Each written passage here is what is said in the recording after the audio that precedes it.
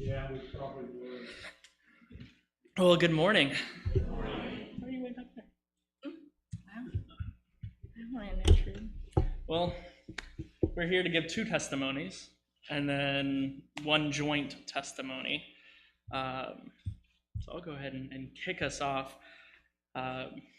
So many of you have known us both for many years.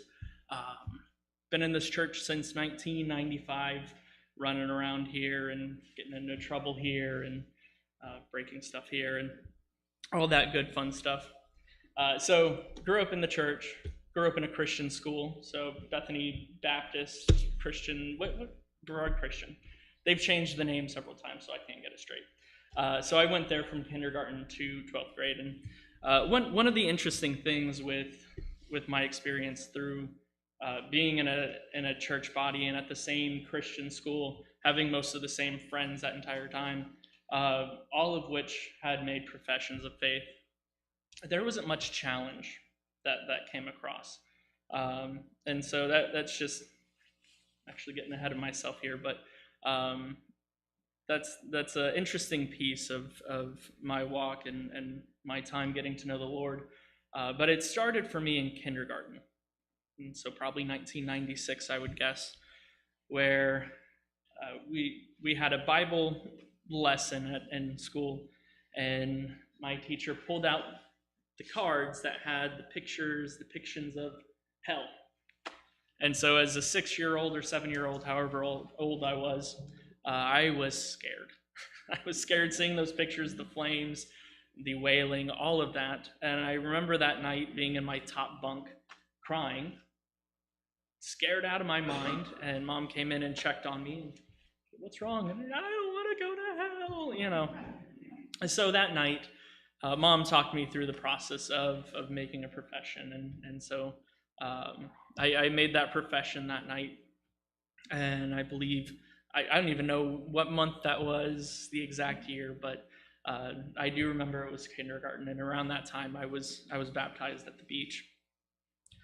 Middle and high school, again, not really challenged by people, and what I mean by that, not my faith wasn't being challenged. Everyone I was around, for the most part, was a Christian, and so I wasn't really seeing the world outside of a Christian point of view. And so when I got my first job at Chick-fil-A at 17, that was the first time I started to see that different type of mindset, a non-Christian mindset, or even in times atheist mindset. And wasn't hugely challenged there either, because it was still Chick-fil-A. So there were a lot of Christians that were in the area, and so you would just kind of see pockets here and there. But in college was really my first crisis as a Christian, where I was I was at UCF, and I was in a humanities class, and it was the first overtly atheist professor that I had met and been in his course, and his favorite thing to teach in world religions, it was kind of funny that the atheist was the guy teaching world religions, he loved to compare Muhammad and Christ. And many times he would talk about how bad Christ is and how great Muhammad is. It was interesting, but he had me to the point where I was going, well, these religions are the same thing. I don't see a difference either.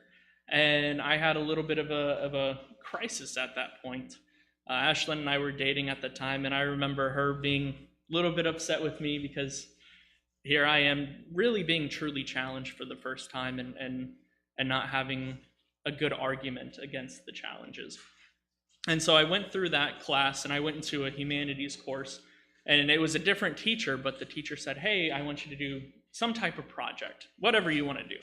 And I went, you know what? I'm going to go ahead and do a comparison of Christianity and Islam. And I'm going to prove to myself that these are the same things, and this has been a waste of my time, and then I'm going to move on from here. So I went in to write this paper with that mindset, that I'm going to go ahead and disprove these teachings. And I came out of writing that paper going, yeah, these are not the same. they're not the same at all. You may know the famous author Lee Strobel. It kind of his experience out to disprove the Christian faith, and then finding that no, there's something to this. And so it was around that time that I started to get into teachers like Lee Strobel, Ken Ham, started looking at creationism, those type of things as a way to argue against the atheistic mindset. But that was my first time really understanding my faith, the things that I had been taught for so many years, because it was really the first time that I was challenged. And so that's why you hear me say, made a profession of faith. I don't know if in kindergarten that I truly believed at that time. And so I think it wasn't until college where I was truly saved or truly understood what Christ had fully done for me. All right. Well, I guess I'd like to start at the very beginning, where my parents were into some kind of cult. I don't really know all the ins and outs of it, but they were, and just my dad grew up in this cult in his family, and they had some biblical mindsets, but it wasn't the full picture of Christ as Lord. And I do remember just the stories that they would tell me when we would go to meetings, and evidently I would, to entertain myself, I would tear up little pieces of paper, and I was very just happy with just doing those little things. But there was a couple that came into their lives and drew them to the Lord, and it was just a beautiful thing, because if it wasn't for that couple, we wouldn't be here. I don't know why I'm crying. But, I think God just puts people in our lives for beautiful things. I wasn't prepared for this, but God's still working through me. So anyway, shortly after, coming to know the Lord, they joined community. And just all that I can remember, though, I don't remember really anything about that cult or life before even community, or I just, the only thing I remember is growing up in a Christian home.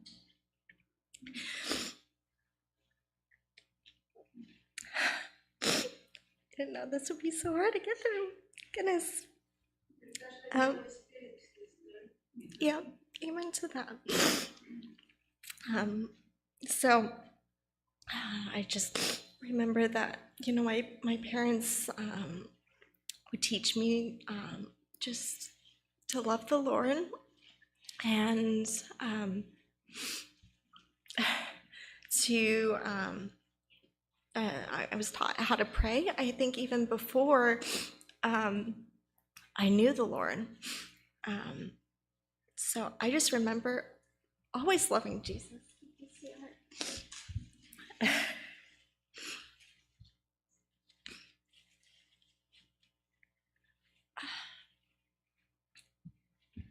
Thank you. He knows I need backup. Yeah, right. Yeah, my kids know me well. So I remember pretty much on a daily occurrence, I would see my mom reading her Bible in our screen room, and with her cup of tea, and Dad would always be reading, and at our dinner times, he would read from Scripture, and he would ask us questions after. And so I think even those things really did strengthen my faith in the Lord. And it certainly grew our family bond too. So I believe around 7 or 8 years old, Pastor Clarence gave a sermon that really struck a chord in me. And I don't remember what he said, but I remember being fearful of where am I going to go after I leave this earth. And I knew that I had to make sure that that I'm going to heaven because I don't want the ladder. And so I asked my dad, how do I make sure after church that day? I remember going to him and he's like, well, you just need to talk to God and you need to ask him to come into your heart and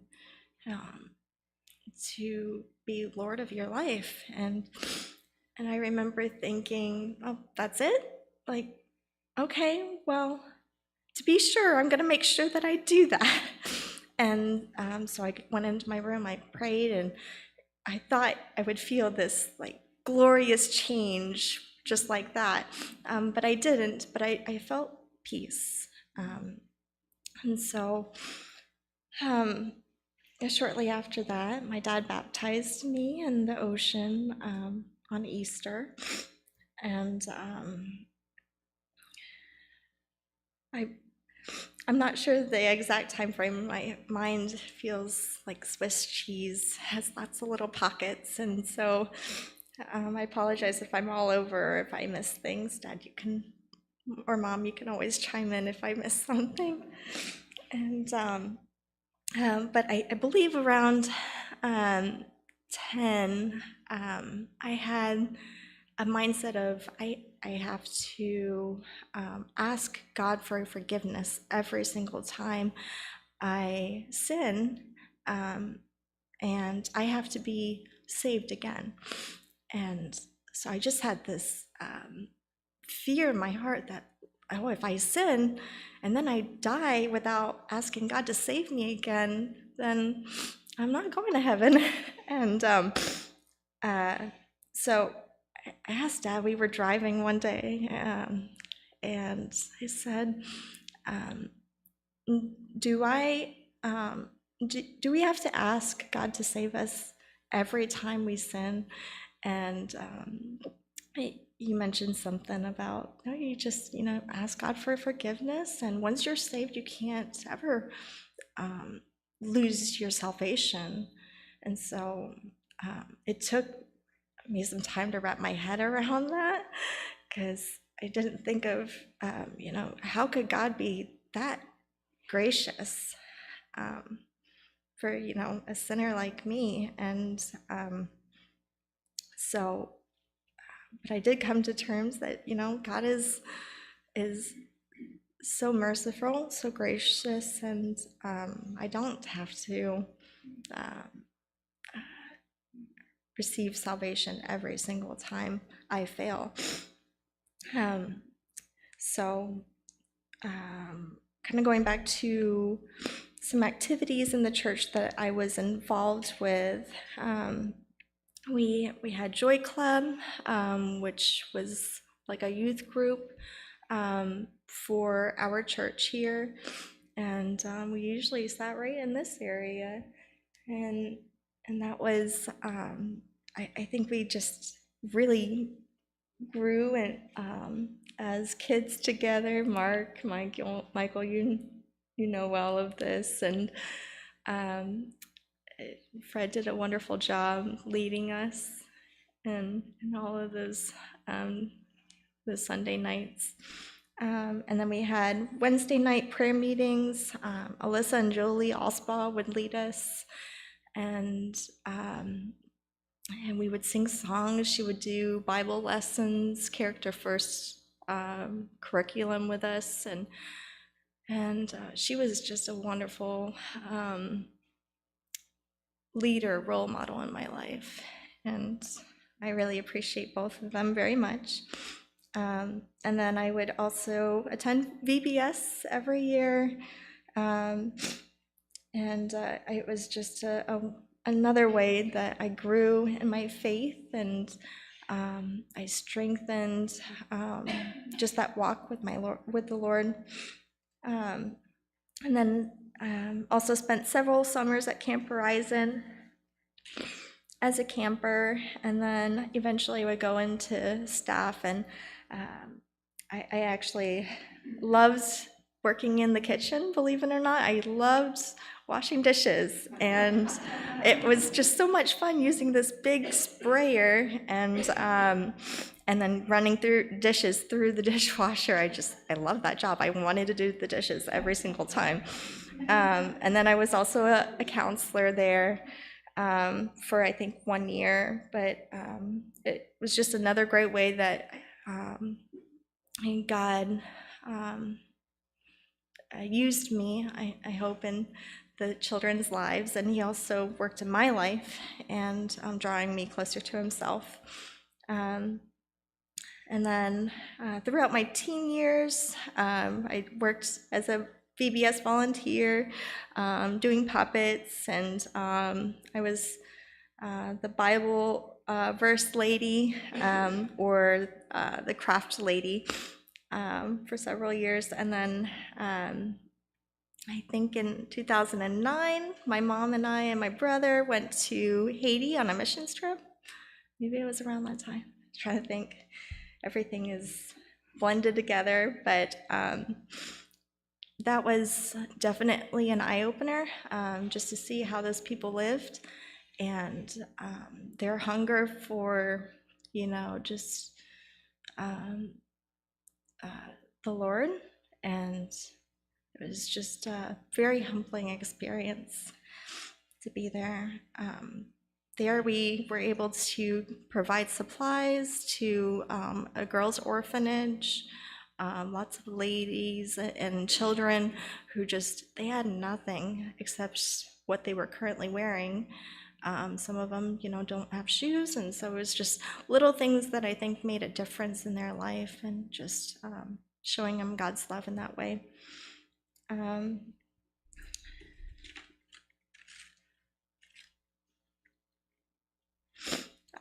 And then just moving into my later teen years and then college, John and I both were in a youth group called Oasis. Michael, I think you were there too. And it was also held here. Casey Earl and Will Thayer taught our Oasis group, and man, that was just so much fun. And I think it was just good for us kids to be involved in something like that together. We were worshiping the Lord and learning scripture, staying in God's word. And they really challenged our faith, strengthened us. And then we had a college-age Bible study called Anchor. And around that time, I found my life Bible verse, which is from Hebrews 6, verse 19. But I'll read you a little bit of the scripture from that, because it's just a beautiful passage. Starting in verse 13, it's actually titled "The Certainty of God's Promise." So it says, "When God made his promise to Abraham, since there was no greater for him to swear by, he swore by himself, saying, 'I will surely bless you and give you many descendants.' So after waiting patiently, God received what was promised. People swear by someone greater than themselves, and the oath confirms what is said and puts an end to all argument, because God wanted to make the unchanging nature of his promise very clear to the heirs of what was promised. He confirmed it in oath. God did this so that by an unchangeable things, which is in which it is impossible for God to lie, we who have fled to take hold of the hope set before us may be greatly encouraged. And then verse 19, we have this hope as an anchor for our soul, firm and secure. It enters in the inner sanctuary behind the curtain, where our forerunner, Jesus, has entered on our behalf. He has become a high priest forever in the order of Melchizedek. So that just, that last part really resonated with me, and just knowing that we can celebrate Jesus because he is our hope and our trust is in him. So thank you. So we met. I'm sure you guys are curious to hear the story of how we actually met, and I would love to tell you that story. I don't remember it. It was probably 1995 when we met. Most likely, she was probably 4. I was probably 5. Again, your guess is as good as mine. But it was probably in this building. Don't know. So we would love to tell that story, but we can't. And that's pretty cool, I think. The fairy tale thing is love at first sight. For her, it was put up with this awkward dude for, like 10, 15 years. And then eventually love. And so we became interested in each other her sophomore year, my senior year. And 5 years later, we were wed. And that first year of marriage was challenging, as pretty much everybody's first year of marriage. One of the big things that Ashlyn learned about me was how accident prone I am and would continue to be. Went face first mountain biking. The mountain bike, I didn't go face first. I was on a mountain bike and went face first into an oak tree. And fortunately, I hit it like this, not like this. So if I were over a little bit, we probably wouldn't be talking right now. Or I likely would not be standing up here, maybe sitting. But that was very early, probably March of 2014, I think is when that occurred. And it was a big eye-opening thing for her, as she realized, oh no, I'm gonna have to deal with this for quite a bit. But in that time, we started making plans. We both had tons of plans of what we both were going to do, what our life was going to look like. And that was 11 years ago. And our plans have not come to fruition at all, but we are very happy with where we are. I was at Chick-fil-A for a decade before I really started to see the Lord laying out my path forward. My big plan was I either wanted to argue evolution as a creationist, or maybe even go into law enforcement and join one of the big 3-letter federal agencies. Glad I didn't do that. So it's good seeing some of these plans not come to fruition. Ashlyn wanted to be a nurse for a while. And that plan didn't come to fruition. And one of the neat things in her professional walk is a couple years ago she decided, I want to go back to school. And so she was looking at nursing, and we were a little bit unsure about that. And we started talking about dietetics, and she thought, that would be a good way to go. And she already had her 2-year degree. She just needed 2 more years. And once she got into the program, it turns out that, she had exactly 2 years to get her bachelor's, and if it took any longer than that, then she would have to go for a master's to get licensed. And so we just saw God's hand leading us through that situation. She graduated a year ago, not quite a year ago, almost a year ago, as the salutatorian for Kaiser University in that graduating class, not even just the dietetics program. So we saw God lead us through that situation, his perfect timing there that we couldn't have planned ourselves. While I was at Chick-fil-A, I didn't know what I wanted to do. At one point, too, I have my psych degree, so I was thinking, oh, I want to, counsel people.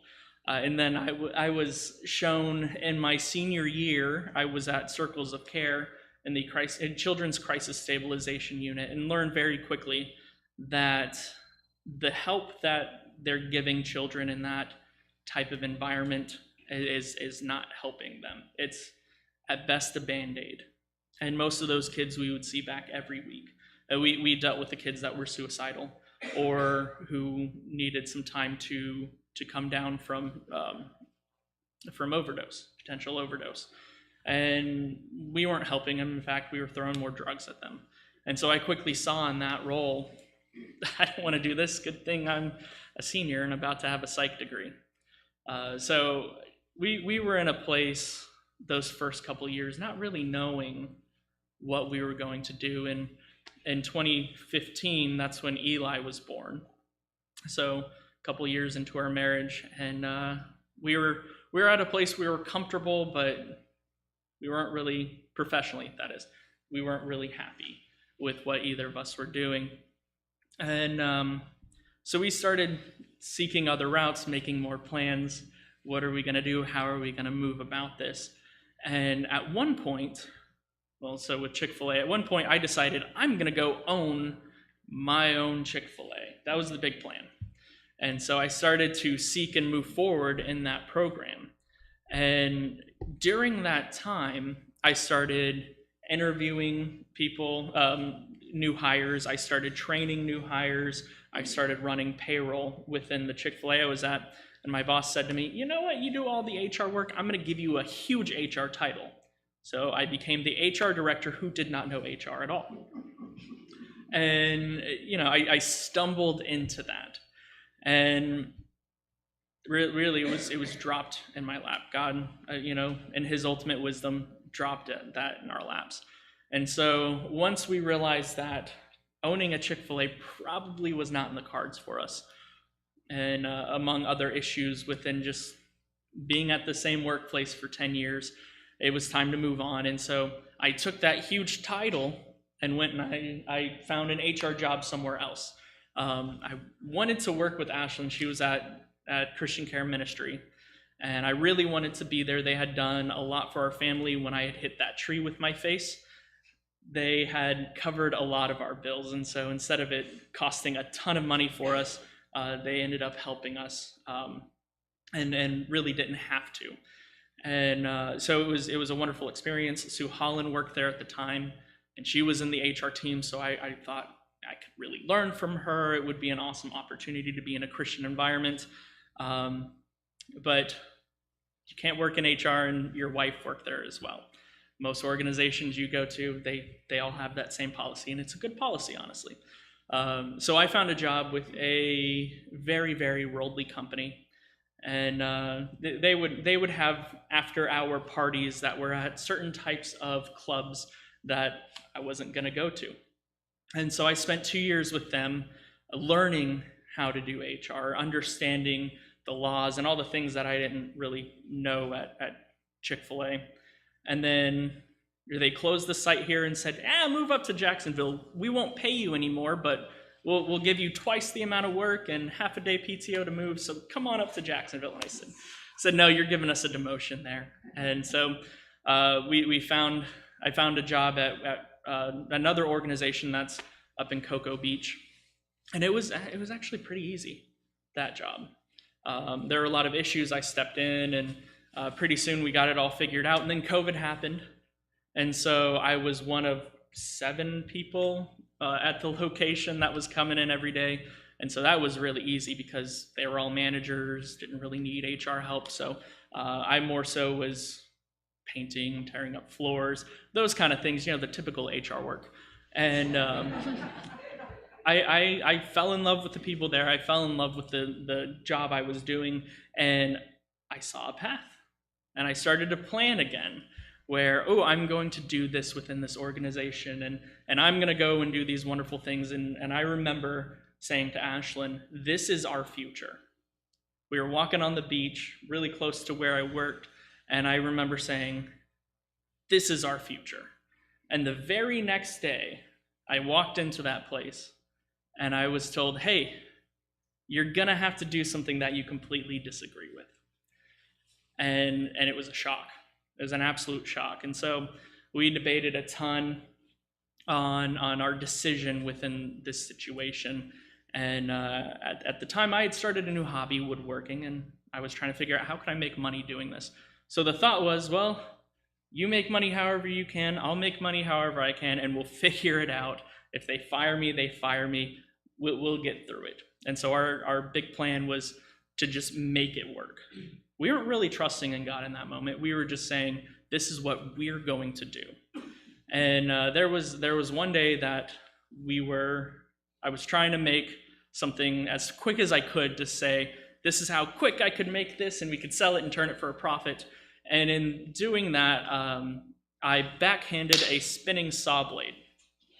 Yeah, you guys remember that. Yep. So I still can't fully close that hand, but hey, it still works. I can still play guitar. So I backhanded that spinning saw blade, and all of a sudden, my one option, which is woodworking, is now out the door. And I'd always said too, well, if I got to go back to Chick-fil-A, we'll do it. We'll do what we have to. Really, that's out of the question too, with the injury like that. And plus, now we have medical bills that we're going to have to pay. Again, she's learning, oh man, my accident-prone husband. And we got to a point where we realized that we have zero control over what is happening. And we just started to lean into God. And I remember Ashlyn, I had decided that I'm going to go ahead and follow through with what this company wants me to do. And Ashlyn came to me and said, no, don't do it. Let's just hold strong as a family. Let's trust in God. And that next day, I had there's a Christian organization that sends me these little booklets, little track things, and there was one that came that I had sitting in my office for probably a month or two, and I had never flipped through it, but it had an image of a lion on the front, and it just said "Resolve" underneath it. And so I started flipping through it, and there was a bookmark in there. And on the bookmark, it had that same image of the lion, and it said Daniel 1:8. Daniel resolved not to defile himself. And I went, oh, this is talking directly to me here. And so we went and we relied on God for our family, where it was whatever we need to do, whatever he brings us to, we're going to go ahead and do that. But we really feel the Lord speaking to us to not move forward with what this organization wants us to do. And this isn't an organization that we even want to be a part of anymore. And so we started fishing for new employment, which I already had been. But the day before I went into surgery to get my hand repaired, I had gotten an email from one of those organizations that I had reached out to, Christian Care Ministry. And they were wanting to meet with me. And so 2 days after my surgery, I went into my interview, was still on pain meds, and somehow made it through that interview. And God really laid out us going to that organization and having about a 40% increase in pay too, just 15 minutes from the house. A much better situation than what we were in, with a higher title as well. And so now we've spent about 3 years almost at Christian Care Ministry, and nowhere's perfect. It doesn't matter where you go, and so there's always going to be the rockiness. And recently, we've felt that the Lord has been calling us elsewhere, and I mean, we've been here for so many years. Ashlyn was born in Titusville. I've been here since '95, and we really don't know much different from here. But we felt the Lord kind of pulling us, and we've always felt this pull north. We actually have a magnet on our fridge that says the mountains are calling. As a kid, so I'm from Tennessee originally. Every time we would visit Memphis, which was pretty much once a year, sometimes twice, I'd walk around and think, why are we not here? Famously, I don't know how old I was when I coined this. I was probably 4 when I said, why would we ever move to such a stupid place like Florida where it doesn't snow? So we've always felt this draw. But we never really just wanted to do it unless it was in the Lord's time. And so we actually had this struggle for the longest time where we were going, why don't we just do it? Why don't we just go? And there was never really a reason to. It wouldn't have made sense to just, we're in Tennessee now. And we got to a place where we went, you know what? We're not going to force this. And I remember the thought in my mind, I guess I'm destined to perish in Florida. And then just months after that thought went across my mind, I found an opportunity with Liberty University. And I said, well, let's go for it, and I asked Ashlyn her thought, and she said, yeah, sounds great. Virginia sounds fun. And so threw my hat into the ring, expecting nothing, quite honestly. And about 2 weeks later, I got a call back and went through the whole process. And back right before the hurricane, Ashlyn and I went up to Virginia to interview. Within 20 minutes of leaving the interview, they called me back to offer the job. And one of the things that I remember telling them, I met with an executive there as one of the interviews, and he asked me the question, why did you get in the car and drive 11 hours to talk to us today? And my explanation to him was, because the Lord's opened the door. Said if he shuts the door, then we're not destined to work here. And if I'm supposed to work here with you, he's going to open up the door and he's going to usher us right in. Said, you don't have control over that, neither do I. The Lord will take care of it. And we've continued to see God's provision and God's plan coming to fruition. As we continue to plan now, if you walk through our house, there's just boxes everywhere, and we have no idea what we're going to be doing in the next couple months, if we're going to be living in a trailer on the land that we've purchased, hoping to buy a house there, if we're going to be in an apartment, if we're going to be in a built house. We have no idea. But we believe wholeheartedly this is God's plan for us. And so we're walking that way, because my time moving from Chick-fil-A to ERC, from ERC to Westgate, from Westgate to Christian Care Ministry, none of that was our plan. The stuff that we have, the children that we have, was not part of our plan. And so we're at a place where God is sovereign, and we know he's going to take care of us. And if he shuts the door still, he shuts the door, and that's the place where we are. So we would certainly appreciate your prayers as we move on from a place that we've known since we were